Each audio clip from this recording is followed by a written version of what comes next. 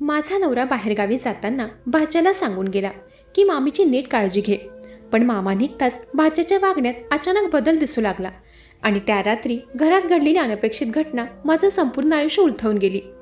मी कविता. माझं लग्न होऊन आता जवळजवळ 11 महिने होत आले होते. महिन्याभरात माझ्या लग्नाला 1 वर्ष पूर्ण होणार होतं. मागच्या काही महिन्यांपासून मी माझ्या सासरी नाही तर कोणत्या तरी पिंजऱ्यात कैद झाले आहे असं मला वाटू लागलं होतं. माझा नवरा माझ्यावर खूप प्रेम करायचा, पण ते प्रेम तो नेहमी बंद दरवाजाच्या आतच दाखवायचा. खोलीत आम्ही दोघंच असू तेव्हा त्याचा स्वभाव अगदी गोड व्हायचा, पण बाहेर पडताच त्याच्या चेहऱ्यावरचं प्रेम कुठेतरी गायब व्हायचं. तो फारच संशय होता. आजपर्यंत मी एकटीने मार्केटमध्येही गेले नव्हते. सतत माझ्यावर पाळत ठेवायला घरात सासूबाई होत्या. माझ्या सासरी सासूबाई व आम्ही दोघे नवरा बायको होतो. कल्पेश माझ्या नवऱ्याचं नाव. कल्पेश तसा एकुलता एक होता, पण त्याची एक मानलेली बहीण होती. ती आमच्या घरात सख्या नंदेपेक्षाही जास्त नखरेल होती. सासूबाई तर तिच्यावर पोटच्या मुलीप्रमाणे जीव ओवाळायच्या. माझ्या त्या ननंदबाई विवाहित होत्या. त्यांचा मुलगा 20 वर्षांचा होता. माझा 20 वर्षांचा भाचा त्याच्या कॉलेजच्या प्रोजेक्टसाठी काही दिवस आमच्या शहरात आला होता. ननंदबाईंनी त्यांच्या मुलाला कॉलेजच्या प्रोजेक्टसाठी त्या शहरात तर पाठवलं, पण कॉलेजच्या मुलांची जिथे राहण्याची सोय केली होती तिथे त्यांनी त्यांच्या मुलाला राहण्यास नकार दिला. त्यांचं म्हणणं होतं की मुलं काही दिवस बाहेर राहिले तर उगाच त्यांना नको त्या गोष्टी सुचतात. एवढ्यातच मुलाला नको त्या सवयी लागायला नको. माझा विनय फार भोळा आहे, म्हणून त्याला मी त्याच्या कॉलेजच्या मित्रांसोबत एकटं राहू देऊ शकत नाही. काही दिवस तो त्याच्या मामाकडे राहील. ननंदबाईंनी सरळ त्यांचा निर्णय सुनावला होता. ननंदबाईंचा एकही शब्द आमच्या घरात नाकारला जायचा नाही. भाचा येणार म्हणून माझा नवरा आनंदी होता. सासूबाई तर नातवासाठी काय करू आणि काय नाही असंच करत होत्या. मी माझ्या भाच्याच्या येण्याने एवढी खुश नव्हते. त्याचं कारण होतं माझ्या नंदेचा स्वभाव. असो, आता विनय आमच्या घरी आला होता. जोपर्यंत त्याच्या कॉलेजचा प्रोजेक्ट संपत नाही तोपर्यंत तो आमच्या घरून कॉलेजला ये जा करणार होता. विनय घरी आला तेव्हा तो त्याच्या आईसारखा खाली हात घरी आला नव्हता. तो आमच्यासाठी मिठाई घेऊन आला होता. तो त्याच्या मामाला व आजीला गळाभेट देऊन भेटला होता. मला मात्र त्याने नमस्कार केला. काही वेळाने चहा नाश्ता होताच सासूबाईंनी मला विनयला त्याच्या खोलीत सोडवायला पाठवलं. मी त्याच्या खोलीत त्याची बॅग ठेवायला गेले. तेवढ्यात कुणाच्या तरी पावलांचा आवाज माझ्या मागून आला. मी वळेपर्यंत विनयने अचानक माझ्या खांद्यावर हात ठेवत मला हळूच मिठी मारली. तो स्पर्श होताच मी थबकल्यासारखे झाले. क्षणभर माझा श्वासच अडकला, कारण विनय असं वागेल याची मला अजिबात कल्पना नव्हती. मी त्याला लगेच स्वतःपासून दूर केलं. मी थोड्या रागातच म्हणाले, भाचीराव, हे काय वागणूक आहे तुमची? असं कोणी पाहिलं असतं तर माझी ती परिस्थिती अवघड झाली असती. तो शांतपणे म्हणाला, मामी, मला आजीचा स्वभाव ठाऊक आहे, म्हणूनच मी तुला बाहेर सगळ्यांसमोर भेटलो नाही. मी सगळ्यांशी आपुलकीने बोललो, पण तू घरातली मोठी आणि जवळची व्यक्ती म्हणून तुला वेगळं नमस्कार करायला आलो. त्याच्या बोलण्याचा अर्थ मला कळेना. त्याच्या नजरा मात्र काही वेगळंच सूचित करत होत्या. विनय दिसतो तेवढा साधा भोळा तर मुळीच नव्हता. तेव्हा मी त्याच्याशी जास्त गप्पा मारत बसले नाही, कारण सासूबाईंची हाक माझ्या कानावर पडली होती. त्या दिवशी माझ्या नवऱ्याचे काही मित्र सकाळीच आमच्या घरी आले. कल्पेशने मला त्यांच्यासमोर चहा नाश्ता घेऊन जाऊ दिलं नाही. त्याने मला आत खोलीत पाठवलं. त्याच्या त्या संशय स्वभावाचा मला कंटाळा आला होता. तेव्हा त्याने त्याच्या भाच्यासमोर माझ्यावर अविश्वास दाखवला व मला खोलीत पाठवलं. त्या दिवशीही नेहमीप्रमाणे सासूबाईंनी कल्पेशच्या मित्रांना चहा नाश्ता नेऊन दिला. मी तर तेव्हा चिडूनच माझ्या खोलीत निघून गेले. माझ्या मागे तेव्हा विनयही माझ्या खोलीत आला. येताच तो म्हणाला, मामी, मामा तुझ्याशी असं का वागला? तेव्हा मी चिडूनच त्याला म्हणाले, ही सगळी तुझ्या आईची शिकवण आहे. तिच्यामुळेच माझा नवरा असा संशय वागतो. तेव्हा विनयने माझी माफी मागितली. तो म्हणाला, मामी, आईकडून मी तुझी माफी मागतो, पण तू तिच्या वागण्याची शिक्षा मला देऊ नकोस. मी आईसारखा मुळीच नाहीये. मी तर अगदी मोकळ्या विचारांचा आहे. तू माझ्यावर रागवू नकोस. आता एवढी सुंदर बायको असल्यावर कुठलाही नवरा तिची काळजी तर करणारच ना. मामा तुझी काळजी करतो, म्हणून तो तुला बाहेरच्या लोकांच्या वाईट नजरेपासून लांब ठेवण्याचा प्रयत्न करतोय. विनय माझ्याशी बोलत असताना त्याचा हात माझ्या खांद्यावर हलकेच आला. मी क्षणातच त्याचा हात दूर करत म्हणाले, विनय, तू बाहेरचा पुरुष आहेस, म्हणून माझ्याशी अंतर ठेवून वागणंच योग्य राहील, नाहीतर तुझा मामा आपल्याबद्दल गैरसमज करेल. त्यावर तो म्हणाला, मामा कधीच असं वागणार नाही. जर का त्याच्या मनात माझ्याबद्दल काही शंका असती तर त्याने आताही तुला माझ्यासमोर येऊ दिलं नसतं. विनयच्या बोलण्यात पॉइंटर होता. मला भाच्यासमोर वावरायला कल्पेशकडून बंदी नव्हती. त्याचा विनयवर फार विश्वास होता. विनय घरी आल्यावर सासूबाईही खुश होत्या, कारण एरवी घरात मी एकटीच असायचे. कल्पेश ऑफिसला गेला की माझ्यासोबत सासूबाई घरी असायच्या. कल्पेशने त्यांना ताकीद दिली होती की मला घरी एकटं सोडून बाहेर कुठेही जायचं नाही. आता विनय आल्यापासून सासूबाई मला घरी एकटं सोडून बाहेर जाऊ शकत होत्या. विनयला घरी येऊन 2-4 दिवस झाले होते. तोच माझा नवरा काही दिवसांकरिता बाहेर गावी जायला निघाला. यावेळेची त्याची ट्रिप जरा जास्त दिवसांची होती. कल्पेश त्याच्या ऑफिसच्या कामासाठी बाहेर गावी गेला होता.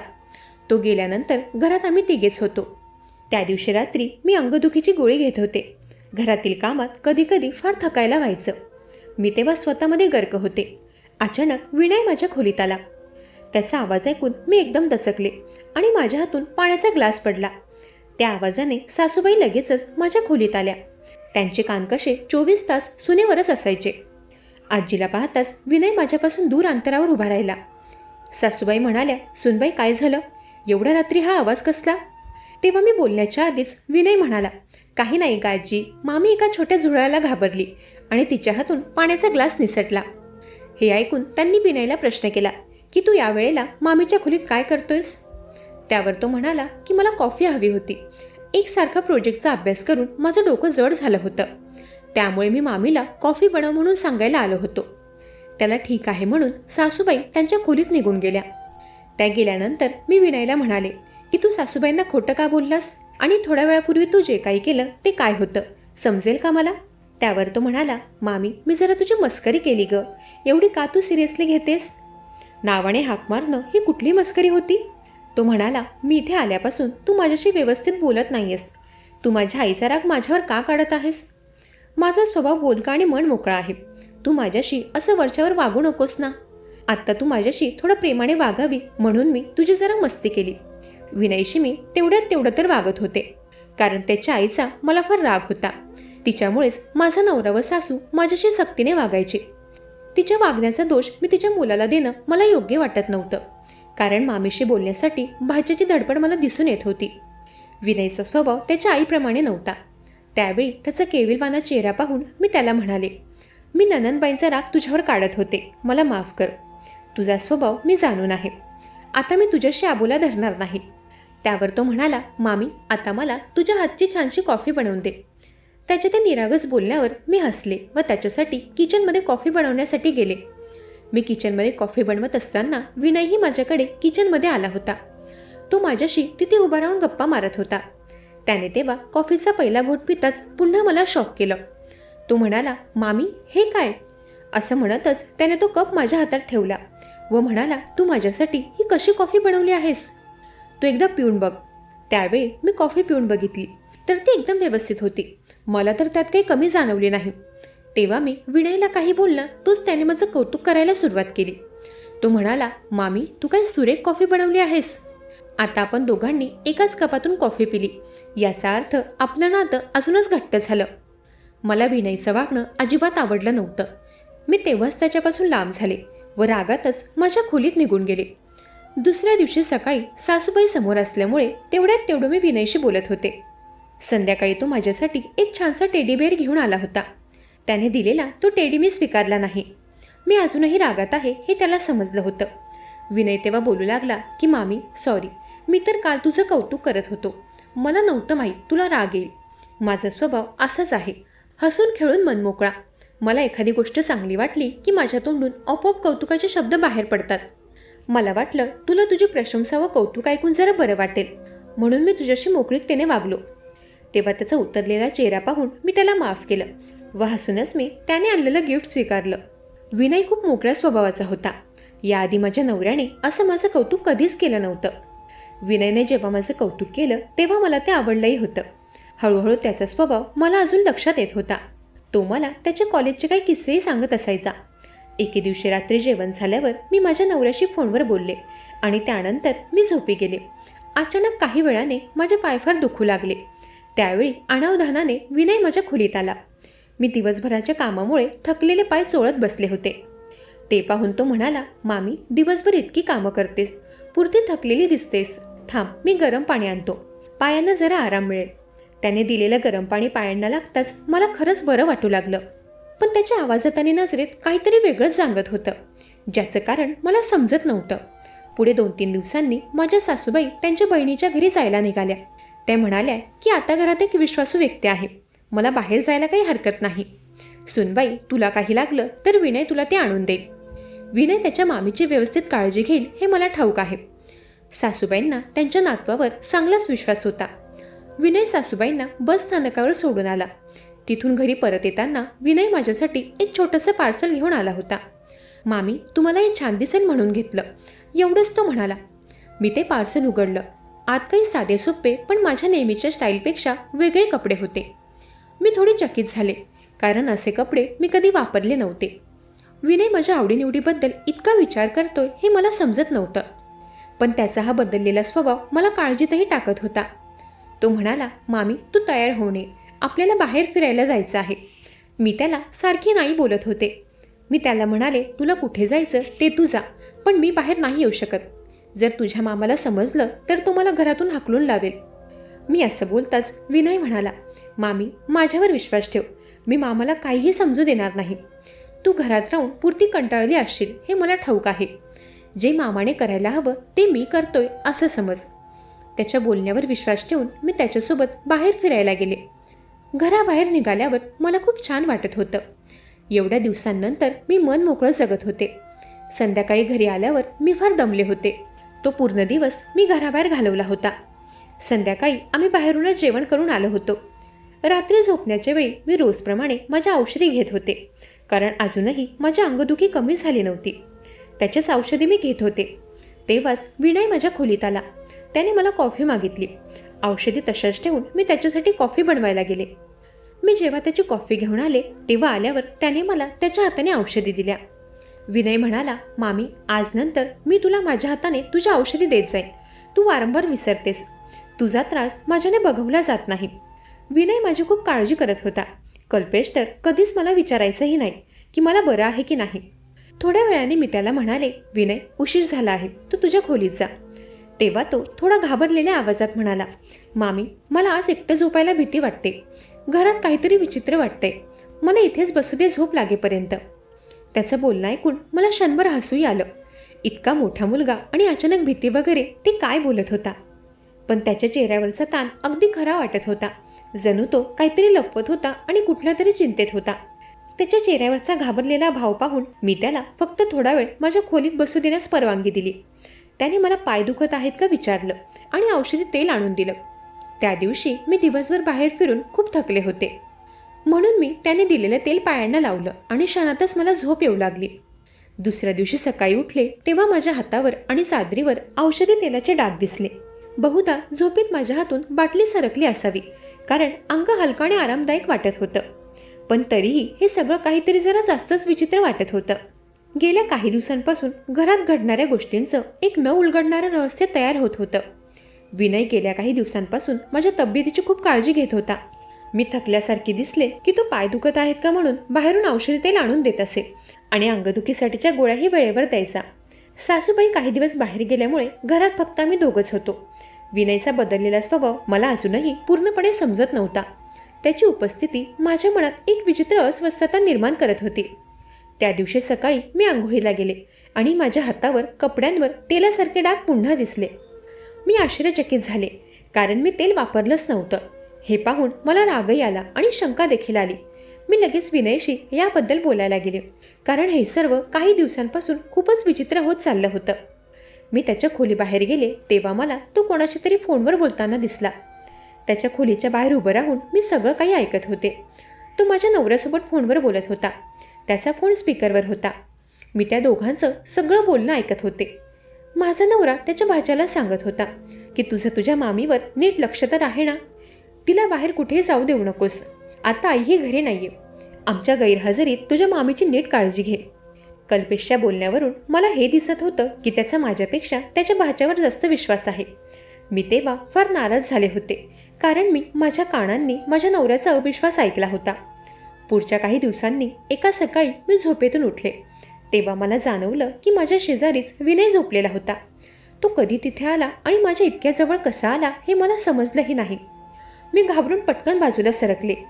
त्याच्या हाताची सावली माझ्या चादरीवर पडलेली पाहून माझं हृदय जोरजोरात धडधडू लागलं. हे सगळं आता खूपच अस्वस्थ करणारं बनत चाललं होतं. तेव्हा मी उठून बसले आणि पाहिलं तर तो विनय नसून माझा नवरा कल्पेश होता. माझ्याकडे पाहताच तो म्हणाला की सरप्राईज. त्याने असं न सांगता येऊन मला सरप्राईज दिलं होतं. कल्पेशला एवढ्या दिवसातून घरी आलेलं बघून खरं तर मी खुश नव्हते, कारण त्याने माझ्याबद्दल जो अविश्वास दाखवला होता त्याने मला फार वाईट वाटलं होतं. तेव्हा त्याने मला प्रेमाने मिठी मारली. त्यानंतर थोडा वेळ झोप काढून तो आवरून ऑफिसला जायला निघाला. कल्पेशचा दुपारी मला फोन आला की मी ऑफिसच्या कामाकरिता 2 दिवस बाहेरगावी जात आहे. तो गेल्यानंतर पुन्हा घरात आम्ही दोघेच होतो. विनयही घरी नव्हता. दुपारच्या वेळी घर सफाई करत असताना मी गेस्ट रूममध्येही सफाई करायला गेले. तेव्हा सफाई करत असताना माझी नजर विनयच्या लॅपटॉपवर गेली. तेव्हा सहज मला माझे त्या दिवशीचे फोटो बघण्याची इच्छा झाली. माझ्या नवऱ्याच्या स्वभावामुळे मी माझे मॉलमधील फोटो विनयकडून घेतले नव्हते. विनय मागच्या काही दिवसांपासून माझ्याशी खूपच प्रेमाने काळजीपूर्वक वागत होता. त्याच्या वागण्याचा मला काहीच संशय आला नाही. मला वाटत होतं घरातील मोठी स्त्री म्हणून तो फक्त माझा आदर करतोय. पण तो दिवस माझ्या आयुष्यातील सर्वात हादरवणारा ठरला. मी विनयचा लॅपटॉप उघडला. पहिल्यांदा तर मला फोल्डरच लक्षात आलं नाही, पण त्यावर एक विचित्र नाव होतं, नाईट कॅमेरा बॅकअप. मला कुतूहल आलं. मी क्लिक केलं आणि जे स्क्रीनवर उघडलं त्याने माझ्या अंगावर शहारे आणले. त्या फाईलमध्ये मीच माझ्या खोलीत झोपलेली आणि कुणीतरी माझ्या खोलीत शिरलेलं. कॅमेऱ्याच्या कोणातून स्पष्ट होतं की हा व्हिडिओ माझ्या नकळत माझ्या खोलीत ठेवलेल्या डिव्हाइसने रेकॉर्ड केला होता. व्हिडिओच्या शेवटच्या काही सेकंदात ती व्यक्ती चेहरा वर करते आणि ते पाहून माझा श्वास अर्ध्यावर अडकला, कारण तो चेहरा विनयचाच होता. मागच्या काही दिवसात तो माझ्याशी प्रेमाने का वागत होता, रात्री माझ्या खोलीत झोपण्याचा हट्ट का करत होता, सगळं अचानक जोडून आलं. माझ्या हातातून लॅपटॉप सुटतच आला होता. डोळ्यात पाणी होतं. विनय, ज्याच्यावर मी मुलासारखाच विश्वास ठेवला, त्याने माझ्या विश्वासाशीच विश्वासघात केला होता. पण मी रडत बसले नाही. मी उभी राहिले, कारण त्या क्षणी मला समजलं हा फक्त एक व्हिडिओ नाही, हा एक गुन्हा आहे आणि मला त्याचा शेवट करायचा आहे. बहुतेक अजून सत्याची एक हादरवणारी बाजू माझ्या समोर यायची होती. त्या व्हिडिओचं टायमिंग पाहून माझे डोळे आणखी मोठे झाले. तो वेळ आणि तो दिवस. त्या सकाळी माझ्या अंगभर तेल लावल्यासारखं का वाटत होतं, का अंगदुखी झाली होती, हे सगळं हळूहळू समजून येत होतं. ज्या रात्री तो भीती वाटते म्हणून माझ्या खोलीत झोपला होता, त्या रात्रीनंतरच्या फाईल्स त्या फोल्डरमध्ये होत्या. माझं हृदय धडधडत होतं. डोक्याचा ताप वाढल्यासारखं वाटत होतं. हे थांबवणं आवश्यक होतं. त्या क्षणी मी एक निर्णय घेतला. आज मीच त्याच्याशी सामना करणार. दुपारचे साधारण 4 वाजले असतील तेव्हा विनय घरी आला. तो नेहमीप्रमाणे हसत होता. येताच तो म्हणाला, मामी, मी तुमच्या आवडीचा शिरा आणलाय. त्याचा उत्साही आवाज मला असह्य वाटला. मी शांतपणे टेबलाजवळ बसलेली होते. लॅपटॉप माझ्यासमोर उघडाच होता. तो आत आला आणि त्याची नजर थेट स्क्रीनवर गेली. त्या क्षणी त्याचा चेहरा पांढरा पडला. मी शांतपणे म्हणाले, इथे ये विनय. तो एक पाऊल मागे गेला. त्याच्या डोळ्यात भीती होती. मी पुन्हा म्हणाले, इथे ये, मला तुझ्याशी बोलायचं आहे. तो हळूच जवळ आला. मामी, मी ते गुन्हे चुकून होत नाहीत विनय. मी कठोर आवाजात म्हणाले. हा व्हिडिओ चुकून नाही बनला. तो काही बोलू शकत नव्हता. मी पुढे म्हणाले, तुझ्या मोबाईल आणि लॅपटॉपमध्ये आणखी काय आहे? अजून काही रेकॉर्डिंग्स आहेत का सांग. तो गप्प होता, फक्त डोळ्यात पाणी. त्या क्षणी मला कळलं, हा मुलगा फक्त चूक करत नव्हता, तो अनेक दिवस माझ्यावर नजरेतून नजर ठेवून होता. तेव्हा मी मागचा पुढचा विचार न करता त्याला पोलिसात दिलं. पोलिसांच्या ताब्यात जाताच विनय कोसळला आणि खरं बाहेर आलं की त्याने सगळं कोणत्या उद्देशाने केलं आणि का. सायबर क्राईम टीमने हार्ड ड्राईव्ह स्कॅन केली. तिथे एका व्यक्तीचे फोटो, कॉल रेकॉर्ड आणि लोकेशन रिपोर्ट्स होते. आणि मग त्यांनी माझ्याकडे पाहून सांगितलं, मॅडम, हा गेम विनयचा नव्हता. तो फक्त कोणाच्या तरी दबावाखाली होता. खरा मास्टर माइंड होता तुमचा नंदेचा नवरा, म्हणजे तुमचे नंदोई. मी हादरले. ऑफिसर पुढे म्हणाले, तो व्यक्ती बऱ्याच काळापासून तुमच्यावर नजर ठेवत होता. विनयला पैसे व धमकी दोन्ही दिल्या होत्या. विनयला वाटलं त्याच्याकडे पर्याय नाही. त्या क्षणी मला अचानक विनयच्या घाबरलेल्या चेहऱ्याची आठवण झाली. तो गुन्हेगार नव्हता, तो स्वतः एका मोठ्या जाळ्यात अडकलेला होता. माझ्या समोर येताच तो म्हणाला, मामी, मी गुन्हा केला, पण ते सगळं मी भीतीने केलं. मी जर हे काम केलं नाही तर माझं करिअर आणि घर उद्ध्वस्त करेल असं मला सांगण्यात आलं होतं. मी शांतपणे त्याचं बोलणं ऐकलं. पोलिसांनी त्याच्या परिस्थितीचा विचार करून त्याला पीडित सहकाऱ्यांच्या श्रेणीमध्ये टाकलं. त्याला मोठी शिक्षा झाली नाही. त्याचा उपयोग करून पोलिसांनी मुख्य गुन्हेगाराला पकडलं. ननंदबाईंचं दुसरं लग्न होतं. विनय ननंदबाईंच्या पहिल्या लग्नातील मुलगा होता. त्याच्या सावत्र बापाने त्याच्याकडून ते काम करून घेतलं होतं. माझ्या नंदोईची माझ्यावर अशी नजर असेल याचा मी कधी विचारही केला नव्हता. खरा गुन्हेगार नेहमी बाहेरचा नसतो, कधीकधी तो घराच्या भिंतींच्या आतच लपलेला असतो. पण मी डोकं खाली न घालता प्रत्येक सत्याला सामोरे गेले आणि त्याचाच परिणाम आज मी सुरक्षित, मजबूत आणि न्याय मिळवलेल्या स्त्रीप्रमाणे उभी आहे. मंडळी, कशी वाटली कथा? ऐकत रहा मनाचे बोल.